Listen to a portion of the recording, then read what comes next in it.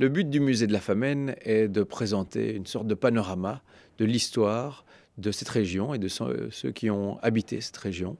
À travers cette histoire locale, on parle de l'histoire universelle et de ce qui s'est déroulé dans nos régions. Nous sommes dans un bâtiment du XVIIIe siècle à 3 niveaux. Donc dans la partie inférieure, on a les collections médiévales. Et puis on va vers les temps modernes au premier étage. Et dans les greniers, c'est l'époque contemporaine. Et c'est donc un parcours chronologique qu'on propose à travers les différentes salles. Pendant les vacances scolaires, on propose notamment 2 après-midi d'initiation à l'archéologie. Et c'est l'occasion pour les plus jeunes de voir un petit peu toute la méthodologie et tous les aspects de ce métier passionnant en pratiquant un petit peu la recherche dans le sable, en photographiant les objets, en les reproduisant, tout ça en s'amusant évidemment de façon la plus ludique possible et ça se termine avec un agréable goûter.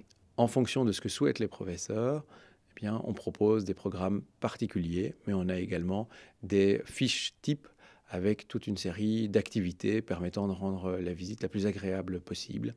Et ce qu'on essaye de faire au maximum, c'est de présenter des objets et que les gens, et surtout les élèves, puissent les manipuler.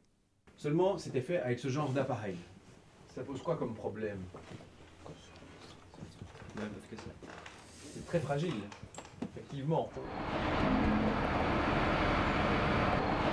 Pour écrire les 3 tomes sur la ville de Marchand-Famenne, j'ai dû au départ, depuis des années, rassembler un maximum de documents. Donc des écrits, des livres, tout ce que je trouvais, j'ai tout regroupé. Donc je suis plutôt un rassembleur. Et avec tous ces documents, que j'ai donc remis par ordre chronologique, donc je me suis attaqué à l'histoire de Marchand-Famenne. Donc le 3e tome, qui va être édité d'ici un mois, part de la période de 1900 jusqu'à l'an 2000.